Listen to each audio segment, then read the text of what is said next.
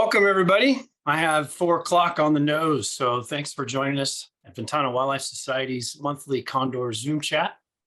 I noticed quite a few of you were writing in the chat before we got started saying thank you for giving these updates. And I was so pleased to see that because I'm always so thankful that you are here so that we have updates to give. So, you know, your support means everything to what we do, and thank you so much for being here today. Whether you're new to the organization or a seasoned vet, it's great to have you. I'm not going to spend a whole lot of time doing an intro. We've had quite a roller coaster emotional ride this past month, and we want to get straight to that. So we have some highs and some lows, and I'm just really pleased that Condor Crew is here today to share that with you personally. Before we get started, I just want to give thanks to the U.S. Fish and Wildlife Service for a grant that they provided us to enable the hiring of a part-time NonLed Outreach specialist. And we hired Derek Whitmer, and really excited about that. Just, you know, for those of you that are seasoned vets with us, you know that the lead poisoning issue is just so critical. So that helps us propel forward. And on our rebuild, we're getting ready to finish the rebuilding the Condor Sanctuary, which was destroyed by the Dolan Fire in 2020. Just spoke with the builder today, Madrone Industries. We're looking at mid-April for getting started again. And we had a little bit of a funding gap, but really want to give huge thanks to the Hine Foundation for providing a $100,000 grant just recently. So it makes the last bit of this project so doable and within reach now, and it's so exciting. So with those two thanks, I would just like to say lastly that at the end of today's broadcast, we would love for you to stick around so we could get your input on a new branding idea for these Condor chats or these presentations. So anyway, Joe, why don't you get on with our update? Hey, everyone. Thanks for joining on another one of our monthly Condor chats. Always glad to catch up with everyone, including the crew who are here today. We don't have everyone here, but I'll go through and point everyone out. There we go. I really wanted to kind of go over what we're going to cover today. For those that watch, you know, or tune in to our Condor chats, kind of know the format, but for those that are new, we like to start out. We're going to introduce everybody on the crew here, meet the crew, and I'll give a quick rebuild status. And we've had some snow and lots of exciting stuff happening up on the ridge and with the birds. We'll give a population status since the last update, what's happened. We've definitely had some changes we're going to cover. We're going to give an update on the rookies. We have Katie here to give us an update, and then we're going to go over the latest on nesting. We have a lot of exciting stuff. Mike is going to spearhead the Q&A. And then again, Kella, we're going to talk about the rebranding poll at the end and look for your input there. So the Condor team today, we have... when I call out your name, speak up, please. We have the great Kara Fadden here, Condor biologist. Buddy. Hello. We have Evan McReith. Yeah, hey, everyone. And did we lose Katie? Anyway, we'll keep moving ahead. We'll get Katie back in the mix. So Katie O'Connell is our intern, one of our Condor interns, and she's been holding down the fort with Camden McMillan, who just left. We're sorry to see Camden go. So Katie stayed on another month, and we're really appreciative of that and can't wait to hear from her. So when she gets her internet issues figured out, we'll get her back in. But anyway, that's the crew. And we also have Mike Stake here from our non-lead program. And today we don't have Darren Gross isn't with us, but they all help with the update, and he and Danae Mouton. So we're filling in for those guys. Again, it's a team effort, so obviously don't want to leave anybody out. And again, we have lots of volunteers now. a lot of the Explorer viewers. We have Tim Huntington, of course, that has been helping us for so long. So anyway, that's an introduction to the crew. So I'll jump right into the update here. The rebuild, it's going great. We're just contending with weather. It's we've had the storms, as you know, as everyone remembers the last update, we had contended with some pretty big rains, monumental rains we don't really get that often. The volume of moisture that came in was intense. So we've been doing a lot of basically erosion control around the new pen, basically building retaining walls. We had the whole crew out there a few times this past month working on the pen and just trying to fortify the slope around it. It is on a steep hill, so we want to make sure everything's stable. So we've been working on that and just doing the final touches on the pen. We're really hoping to start trapping in April, which isn't that far away. And again, that's really around the weather, because we tend not to trap when the weather's really inclement. It's really hard on the birds.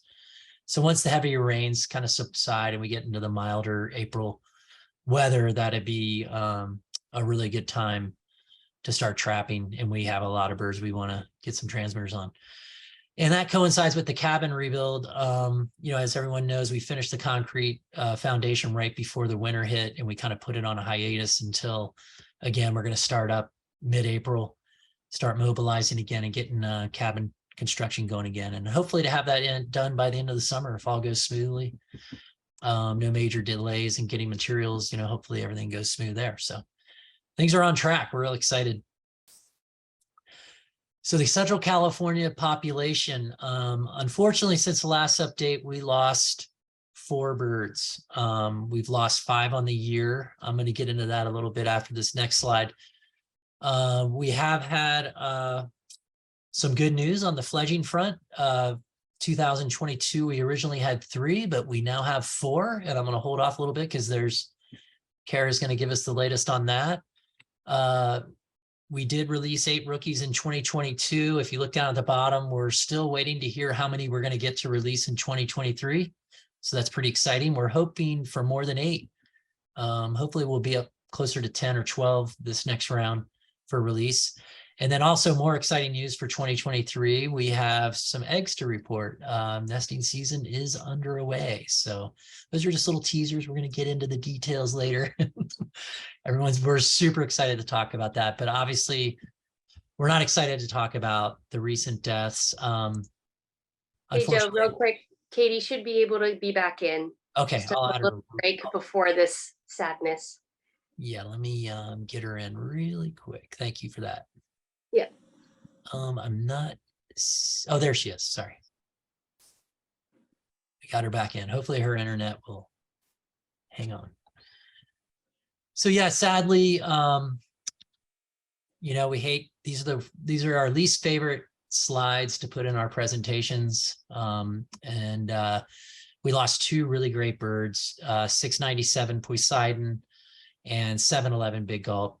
Folks who watch the San Simeon cam regularly saw 711 almost every day. So huge loss. Obviously, all these birds are equally important, but we're gutted by the loss of these 2 birds. And there's just not a whole lot to say in terms of, you know, remembering them. But yeah, it's just tough.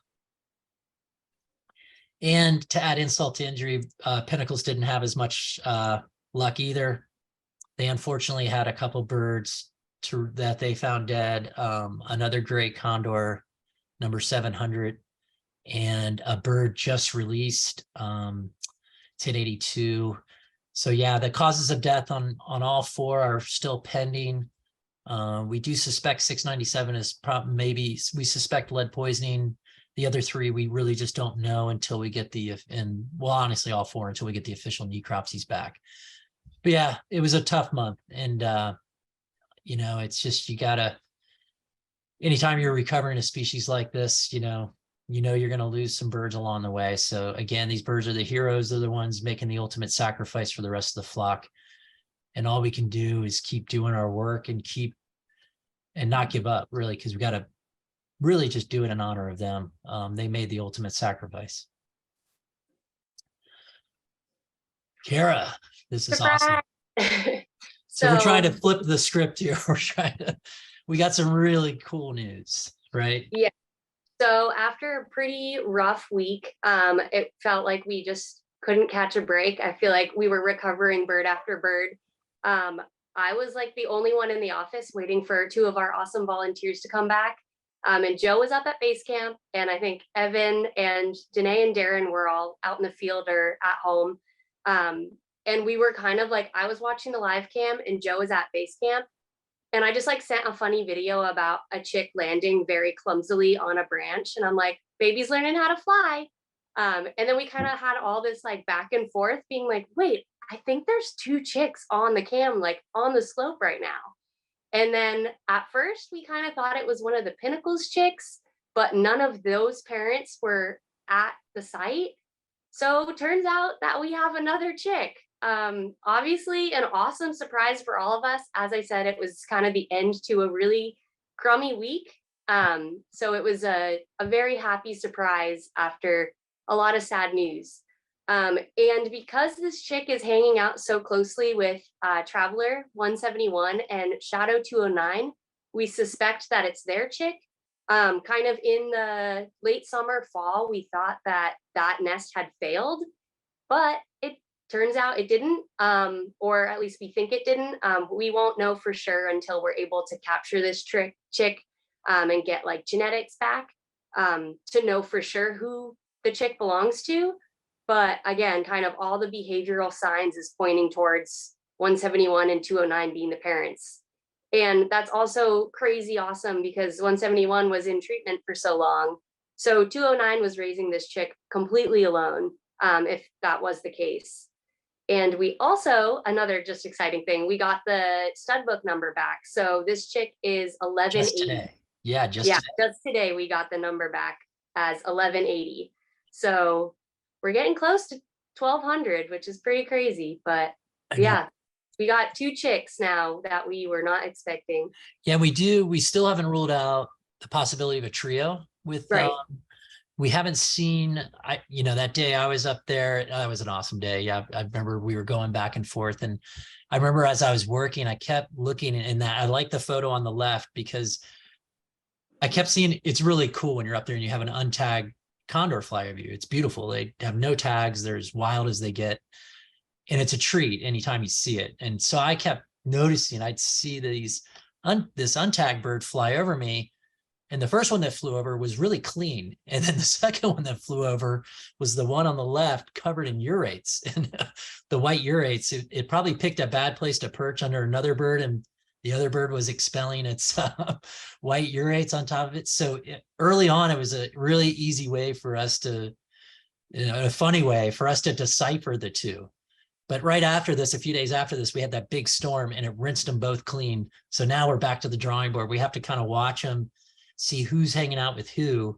But it's really clear when you're up there that, the chick on the left is definitely, we're pretty sure that was 1174, which is 190 Redwood Queen and Phoenix's chick. And the one on the right was associated with 209 and 171. And we even have, and it was really cool because Kara had been watching the cam and I went up at the end of the day. I started looking around and we were able to look and I thought I saw the tail end of a feeding, but I couldn't confirm it, of 171 feeding the chick, but they were nuzzling heads and neck wrestling, which they don't do with any other bird.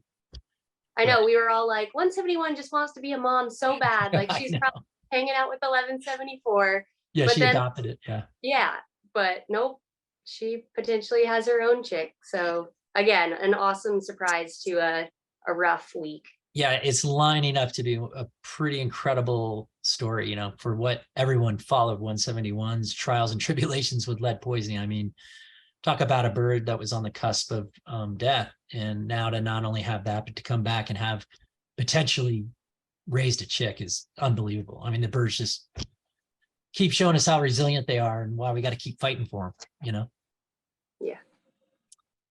All right, next slide. We ready? Yep. All right, on cue, Katie. So these are all our rookies. For anybody who doesn't know, the rookies are our release birds that we released this past November.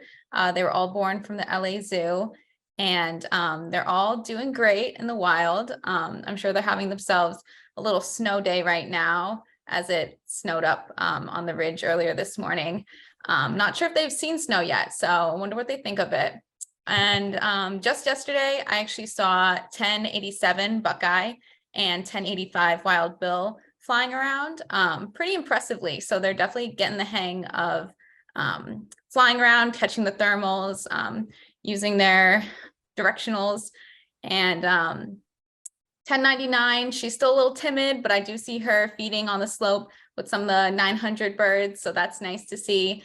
And then Madrone 1100 has actually took a pretty impressive flight, which I believe Evan is going to touch on the next slide. Always Yeah, love no, the that's maps, Evan. great. We always love the maps. For sure. Yeah, no, I enjoy making them. It's really awesome to be able to do this. We've been trying to incorporate a movement map into all of our Condor chat updates, and I think they really do a good job at showcasing like how useful the GPS technology is and stuff, and just kind of gives us like this opportunity to watch these birds on a very individual basis. So yeah, it's really awesome to make these. And as Katie said, Madrone was seen flying off of the San Simeon release flight. She kind of made the first leap out of her cohort to leave the area, and she really moved around quite a bit this past month. This map shows like in the red, it's highlighting like all the area that she covered in the past 30 days, where she kind of went a little farther south from the San Simeon release site, but then more importantly made the trek up the coast to one of our secondary feeding sites just south of the Big Condor Sanctuary. I thought that was just really impressive. It kind of is something that we've seen happen with a lot of our previous cohorts. They make this trip up just south of the Condor Sanctuary and then turn back. And I think a lot of that has to do with there's some dominant nesting birds in that area, and we have a secondary feeding site right there to kind of support those birds. There's a picture on the top right-hand corner that shows that feeding site and an adult bird. And I imagine that Madrone encountered an adult while she was up there. Based on the GPS, she spent about a little over a day there. She got up there in the afternoon, spent the night, and then quickly left the next morning. So she may have gotten chased away by an adult bird. Hard to say, but I also, incorporated some of the travel statistics and everything with that to show just how far she traveled, which was about 50 miles north of the San Simeon release site. She also was really high up in the air. She had an altitude, her highest altitude was about 6,000 feet, which is pretty impressive. But another statistic that I like to look at is how far above the ground she is. So altitude is measured in above sea level, but above ground, she was about 4,600 feet off the ground, which Almost is a mile. Yeah, almost a mile. So really impressive that she's moving around that much. She must be really developing her strength and getting pretty well acquainted with flying. She also spent about 14 days away from the release site. So I think that is pretty indicative that she's starting to integrate into the flock. I've made maps in the past that shows kind of the progression on a month by month basis. She was released from the slope in November of last year, so she's about 3 months into her wild flights, and I think around months 4 and 5, they really expand and get closer, if not to our Big Sur sanctuary or the Pinnacles release site. So yeah, This I is think- probably one of the earlier flights we've seen, right? I mean, this scale this soon. Yeah, so I think it's pretty on pace so far. It is earlier. It's the first bird from that last cohort that has moved out, but between months 3 and 4, we really see birds like start to get away from the San Simeon site. Yeah, awesome map. Yeah, I just love seeing these young birds start to really spread their wings. No pun intended, right? Just to start going for it. But yeah, it is interesting. You wonder what her take was when she got up there and saw some of those big, older birds in there, especially this spot. This is a territory for a pair we all know, or former pair, 574 and 538. So he's still probably posting up right there, protecting that area. He might have let her know. Yeah, I think so. And like I was saying before, it's a pretty common flight. It's kind of an emerging pattern of birds taking their first flight and making it to about that point. And I think from my observation, it's been like where a lot of the older condors are hanging out and establishing their territories are right around that area or beginning at that area. Mm. So yeah, it's almost like a roadblock for a little bit. Definitely, yeah. And last year, a lot of them hit that roadblock and then came back to San Simeon then went up to Pinnacles. That's right. Kind of avoided it. So I think 574 might be knocking heads or something down there. Being a keeper. Yeah, for sure. Awesome, great map. Any other stuff you want to add, Evan? I don't think so. Thanks, man. Nesting. Here we go. All right, guys, we got an egg, which is so awesome. So yeah, so far we have Pinnacles male 330 and female 317.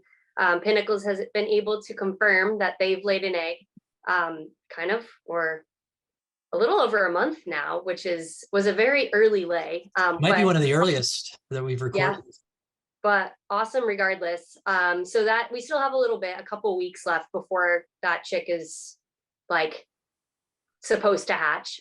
So still incubating, but everything's going well for that so far. And we were also able to confirm that Amigo 204 and Kodama 646 laid an egg. So they went back to their kind of historic nest, which made our job a little easier. We kind of knew where to go look for them. And Darren was able to go up there and he sent us all this picture here. And that text. Confirming that we did in fact have a condor incubating an egg. So yeah, we are very excited about that. And again, a couple more weeks out before that egg is supposed to hatch. But yeah, just for folks watching, like that when we give a lay date, if you just add the incubation time average for a condor egg is 57 to 60 days. So what I usually do is just add 2 months. So it'll roughly should hatch at the end of March. Sorry, I was doing my math there. End of March. But the other one, the Pinnacles one, that's really early, middle of March. Is crazy. So we're gonna have chicks hatching really early this year. I think that might be one of the earliest. But I had to mention, Kara, the photo that he texted us. We laugh because Darren's circling, he scribbled, he must have used the edit app on the phone. But this is the actual photo, and you can see if you kind of, I don't know what the detail is, but you can see the bird's tail feathers sticking out. Yeah. And that was his text, was like, I see tail feathers, which, anybody else that would see that text would be like, what is he talking about? But we all know that's the only thing we see at this nest because of the angle. We only see the feathers sticking out of the cavity. So it's a telltale, and they only do that when they're incubating. So anyway, this is a classic kind of like text that go back and forth amongst the crew that we like to give Darren a little razz him a little bit about his artwork here. Yeah, but this is the fun thing because we didn't know for sure if they had laid an egg yet. So whenever one of us goes out, and sometimes we don't have service, so it takes a while to get the news back, but we're always waiting for the news to be confirming a nest or not. So Which is this hard wasn't- when you've confirmed it yourself and you're not in self-ran. You're so pumped to tell everybody. I know. else. You're It's like, I gotta you're hike like out. running out. Yeah. Cool. You ready for the next slide? I think Evan Yeah, took it. for the onward with the nesting season lineup, we just had the slide put together that has little snippets from videos that Meredith, our media coordinator, had made, kind of featuring the established coastal pairs that we expect to be nesting this year. So I wanted to include those as just kind of a reminder, or to let everybody know there's a lot of information, a lot of really awesome material out there. And they're really great pieces of work. We've had a lot of fun like filming them, but the videos go in to some depth on the personalities of each of these birds, where they've been nesting, how they've how successful they've been in the past, some of our favorite parts of watching their previous nesting seasons and everything. So definitely would encourage everybody to go check those out if you haven't seen them yet. Yeah, they're really good.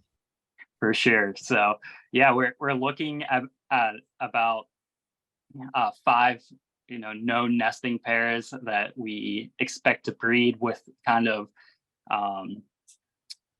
we're a little unsure with 209 and 171 this year because they gave us that surprise chick from last year, but we could probably we could still anticipate them nesting. It seems like they're that wild chick is pretty self-sufficient at this point. And if that continues, it's very possible at 209 and 171 we'll give it another go. But the other birds, 204, 646, 168 and 208, 652 and 550, as well as 538 and 574, are pretty likely to nest this year. We also have some dramas around 538 and 574 regarding who 538 will pair off with. 209 or 219 is an option. So we're going to be watching that closely. Yeah, she's keeping us on our toes, that's for sure. But some other pairs too. So we have 626, who's a Pinnacles female, and 729 Ninja. She's been hanging out a lot in his territory, and they've kind of been hanging out together. So we suspect that they will nest. So that's another potential nest for this season. She's also been kind of hanging out with some other males, so we're trying to figure out what she's up to. But then we also have 881 Minerva, who is of breeding age. But we, again, haven't really had some straight like telltale signs of who she's with. Our best guess is 631 and 745, so that will become a trio potentially. But again, we're watching the cams, we're taking signals, we're trying to kind of figure this all out. And then on some other males that are of breeding age, we have 470 Fuego, 663 Junipero, and 665 Redwood Sun. So they're all kind of in the mix as well. Just kind of time will tell with what will happen for these, but we're excited for these potentials too. Just still trying to figure some things out to see who's nesting with who and where they're nesting as well. And as we always say, we have a really appreciate everything our volunteers do and our explore.org viewers. Our volunteer tracking program has really taken off. Danae has been putting a ton of work into this, as well as the rest of the crew. Really awesome folks coming in to volunteer for us and learning how to radio track. And it's a great help for us along the coast. And it's a great opportunity for outreach and yeah, just more feet on the ground. It's really good, especially along the coast. There's a lot going on. And yeah, and we can't say enough about the Explore viewers. They don't miss a beat. They were right on top of it when the new untagged bird showed up, and they found out right after we did. So they're not missing anything. So we can't say enough. I was gonna say they might have suspected things before we did. Yeah. They might have seen some things before us. Yeah, it's because pretty awesome. we're not always watching the cams every day. So Yeah, but those yeah, cams are thank- live, and again, we're all, you know, the cams are great because I always tell everybody we don't have a function where we can see it before you can. You're seeing it right as it unfolds. So, you know, we're with you on that. So I really, me and the whole crew, we just appreciate everything that comes in on that. It really does help. Because we're obviously a lot of times spread out, like you heard, you know, the bummer news for this update, you know, we're out trying to retrieve these birds that, you know, we're hoping aren't dead, but you find out they are. And that puts you out in the field, you know, in these remote areas, off the grid. So to be able to have folks on the cams watching while we're busy doing the other stuff is really, really important. We had a snow day. We had, well, actually the last couple of days, and it's been pretty darn fun to watch. And last night, God, I think we ended up with 3 or 4 inches, which is really unusual. The Condor site is at about 2,800 feet. And I think the snow level last night, which is pretty rare, it went down to about 1,500 feet in Big Sur. Not quite down to the ocean, but pretty awesome nonetheless. And some of these birds haven't seen a lot of snow. Like this bird, we have a video here. This bird, you could tell it was very tiptoeing through the icy cold. You can see it's holding its wings out. Oh, my cam's locking up. this is 11:04 for anyone who's curious. Oops. Love the snow prints. I know.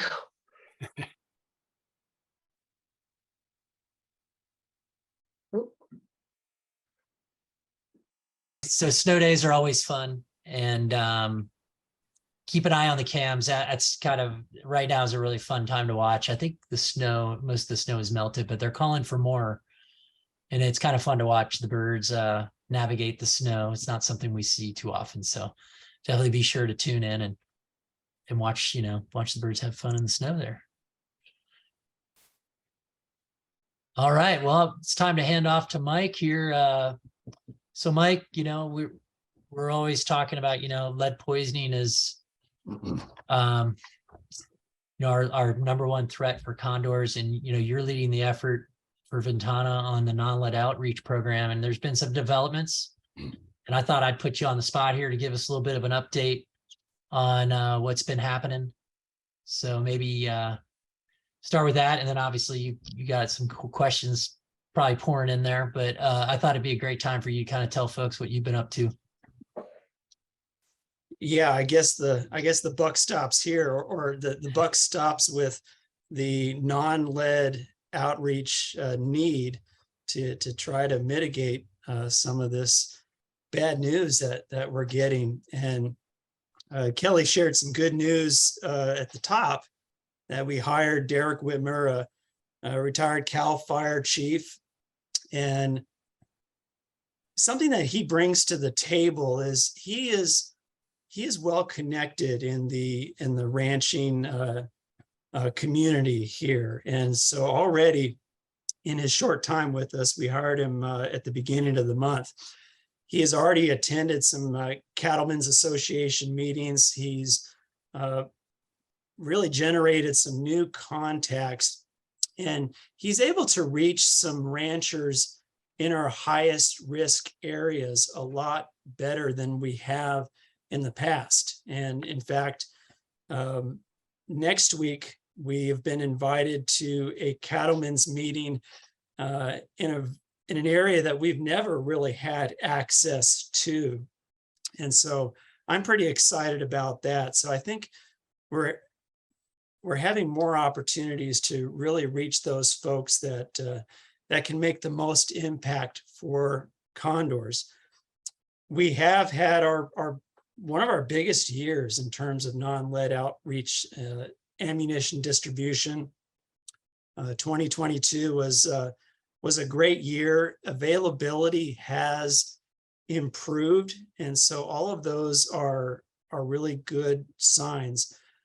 We've submitted a proposal for funds to provide more outreach to ammunition stores, working with stores to help them improve the availability of non-lead ammunition on their shelves. So we'll have some activities with stores to try to help hunters and ranchers locally find the stores that are carrying the ammunition that they're looking for. And so trying to help hunters and ranchers make the switch, but also providing those stores to sort of set their habits for purchasing non-lead ammunition in the future.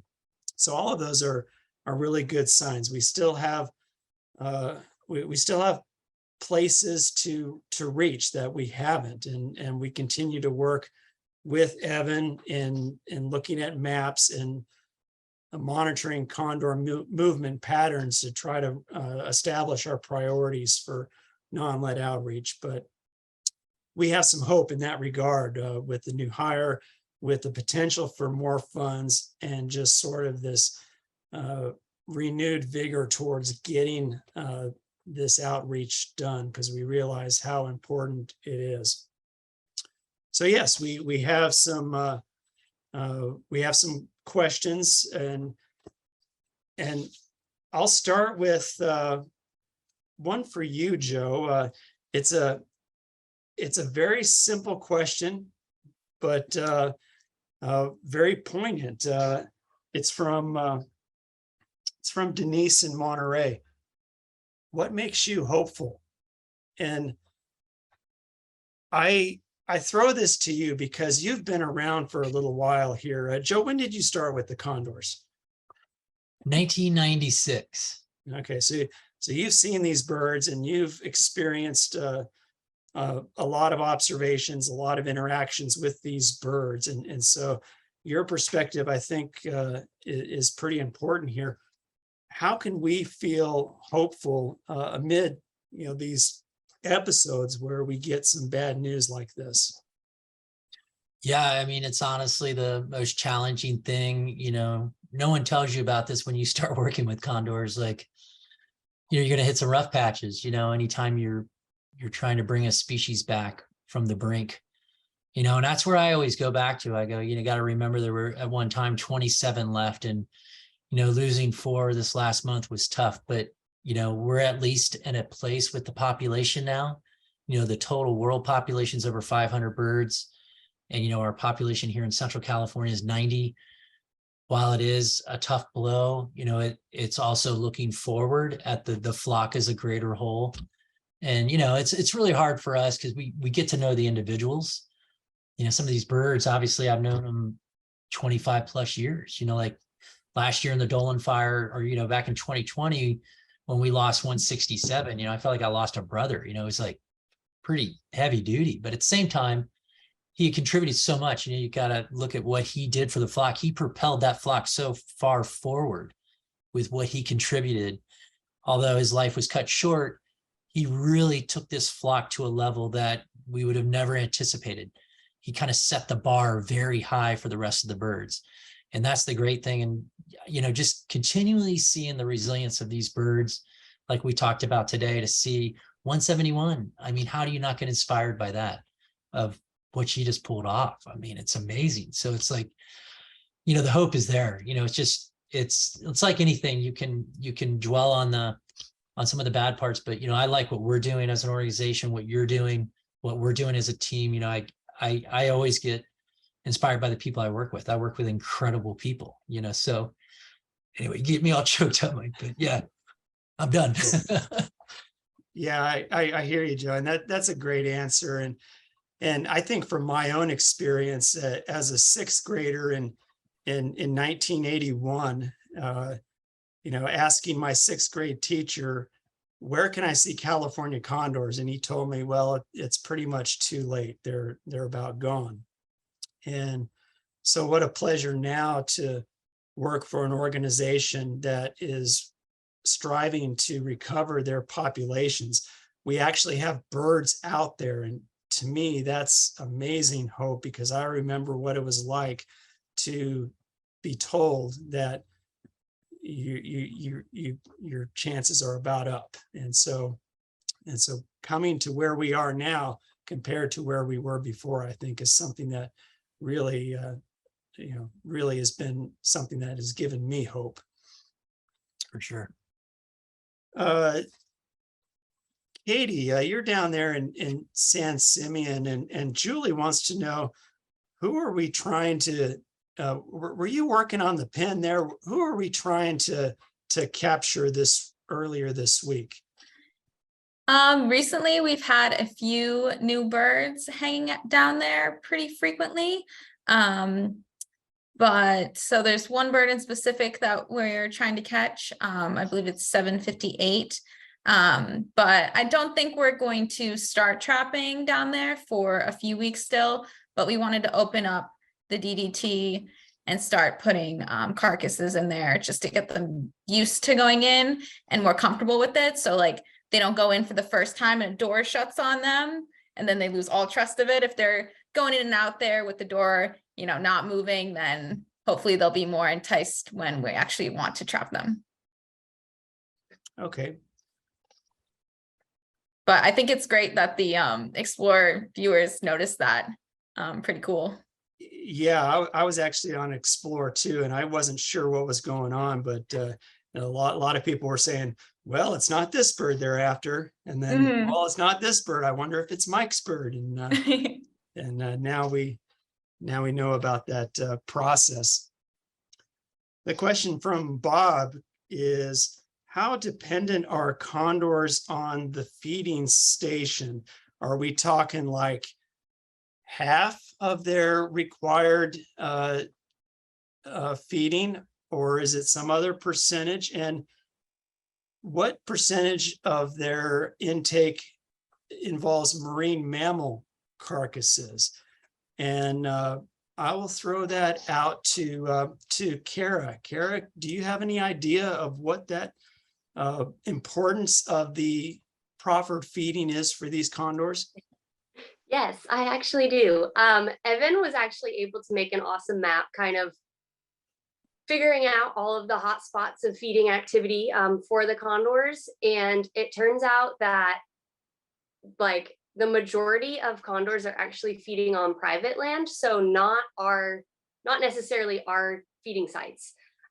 They definitely do come to our feeding sites, which we love because it's like a clean food source. And also it's a way that we can get visuals and capture them as well. But there's so much food out on the landscape that they are doing just fine. As for percentage of marine mammals, I'm not quite sure if we have like a number for that.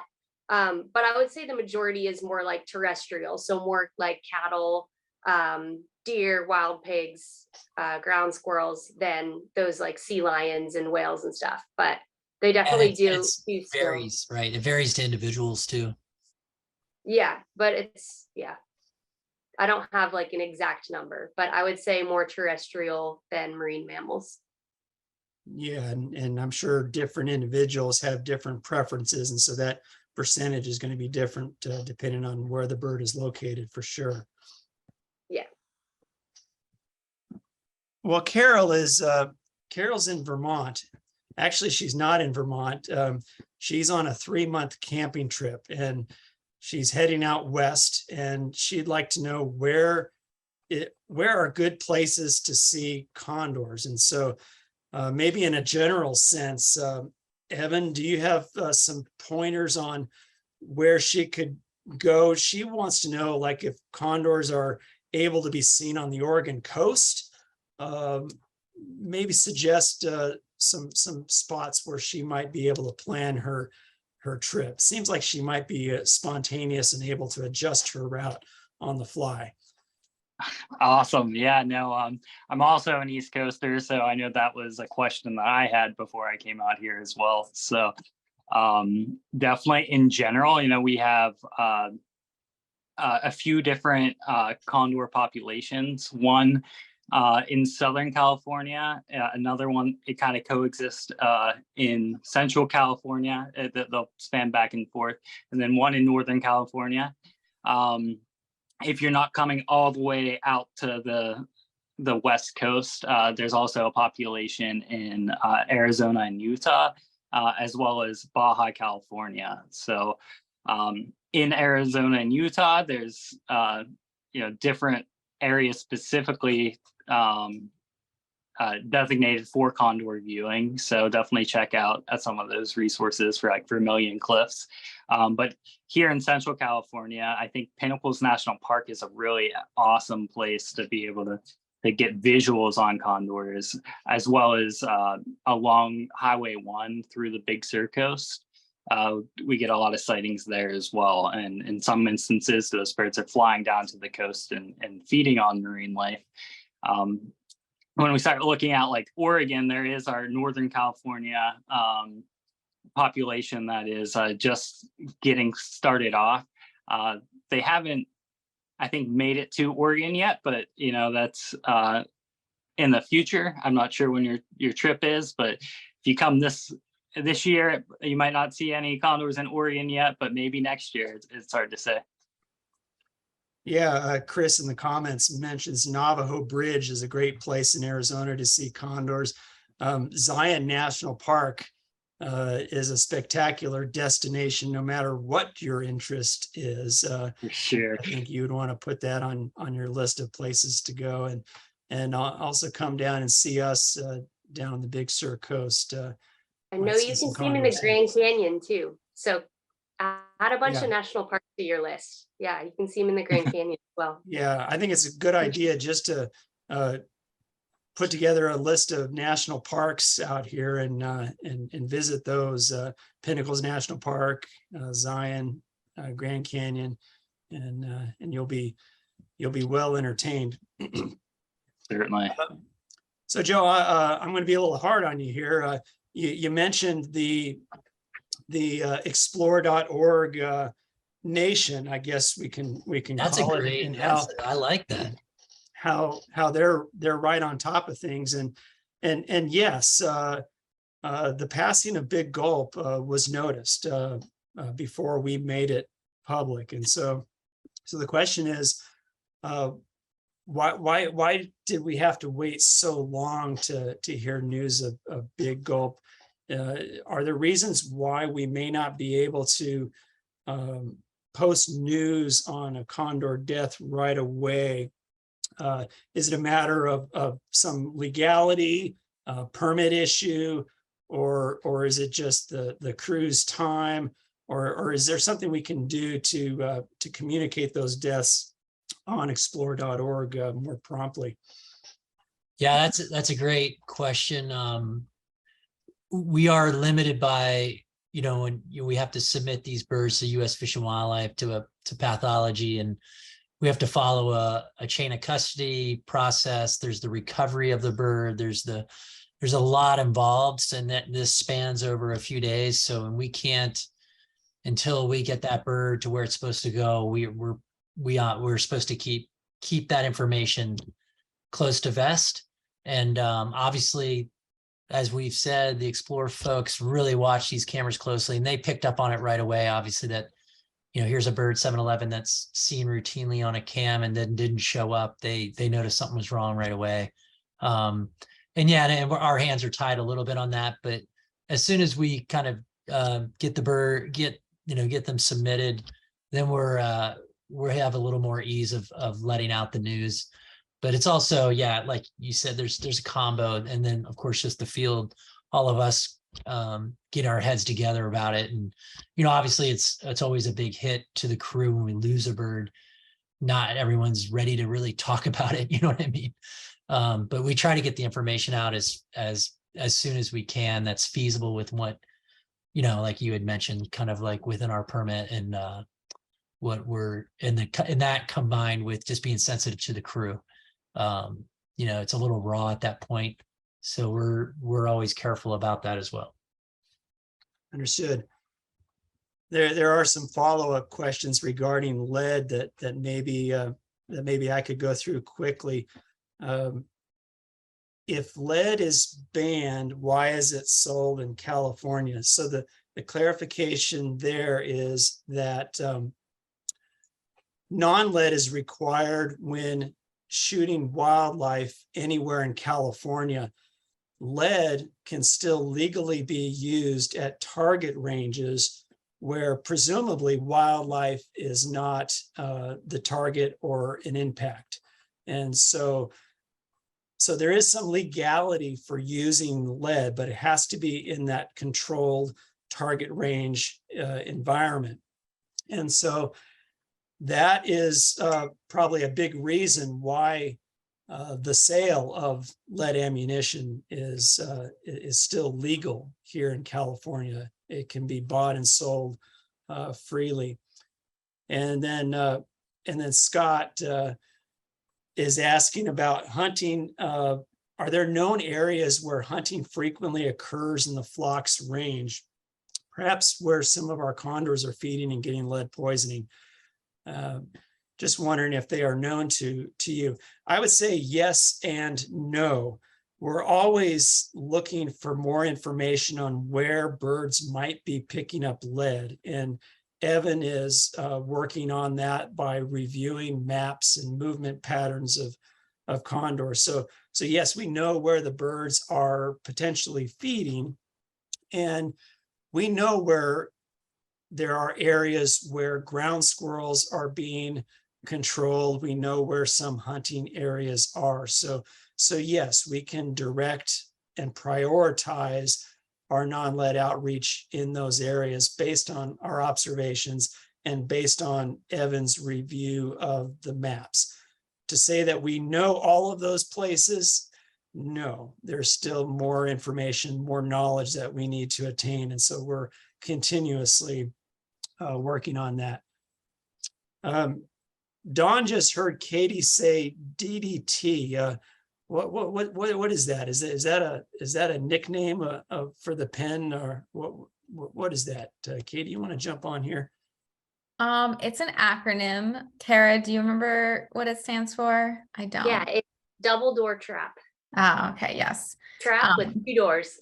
Yeah, it's just kind of a smaller sectioned off portion of the flight pen that we use to trap birds for various reasons. Exactly. And then once they're in there, we can get them to the bigger, larger pen. Right, not to be confused with DDT that birds may be exposed to. Yes, it's an unfortunate acronym. Yeah. One more quick one. When are we going to know the cause of death of the birds? Joe, do you have any general or maybe specific answers to the timing of when we get the reports back?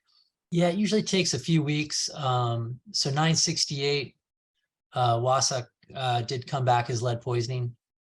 That was confirmed. That's what we suspected, and that's the only one we've confirmed so far. And we feel like we like we said, we suspect 697 was likely lead as well. And but again, we're waiting for confirmation. So it should be, I'm guessing by the next update, I should have some of those we should have more of those in. Unless they run into some, they have some challenges in determining it could extend it, but probably by next update. Okay. Certainly appreciate all of the questions. There are more, and wish we had a little more time to go through them all. Save those for next time for sure. Kelly, you were teasing something a little earlier about marketing and wanting to share something. I'll give you the floor here. Yeah, thank you. I know we're coming up to the hour, and I want to be respectful of everyone's time, and certainly did not want to make this the main topic for today. But getting input from you is really important, and we wanted to take this opportunity to do a very quick poll. We have really just 2 questions here. We're curious about changing the name of this regular conservation broadcast, and also the look, and you can see the look here. Some of you probably remember being involved back in 2020 when we first started these Zoom chats. It was during COVID, and it was, kind of out of necessity because we were all cooped up in front of our computers. And then, of course, we realized what a wonderful tool it has been to stay engaged and provide these updates for you. So as we continue to do this, we constantly trying to improve. And we were wondering if the word Zoom is even useful to even keep in the name. So for example, the name change that we're thinking about going with moving forward is simply the Condor Chat with Ventana Wildlife Society as the subtitle there. Since we're the ones, leading these monthly broadcasts. We also animated this little graphic.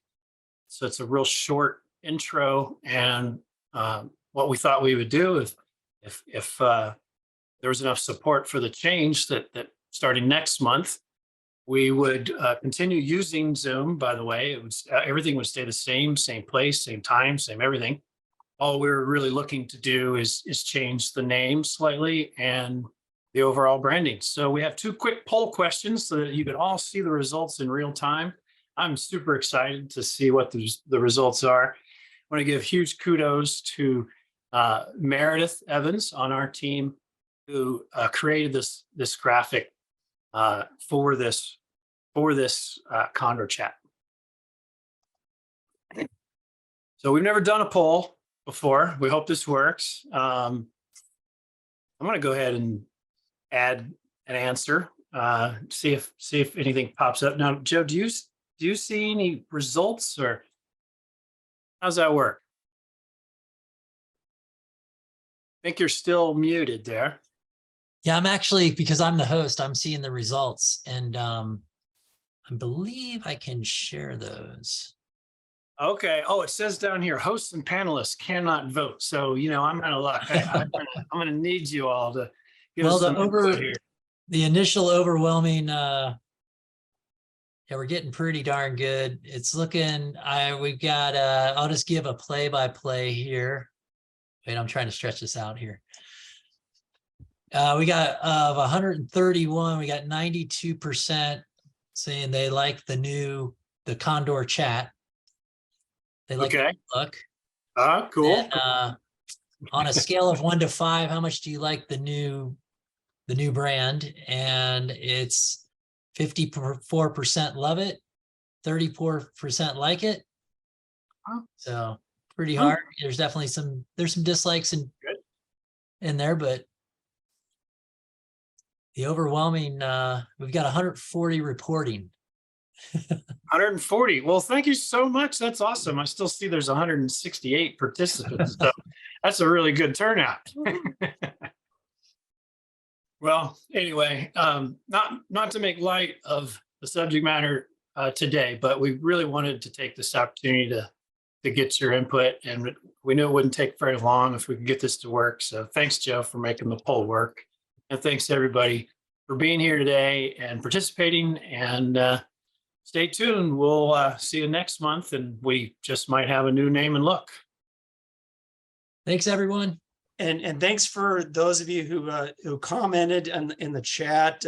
I will share those comments with the rest of the crew. Thanks so much. Yeah, and thanks to the crew, Kara, Evan, Katie, thanks for joining. Awesome to see everybody. All right, take care, everybody.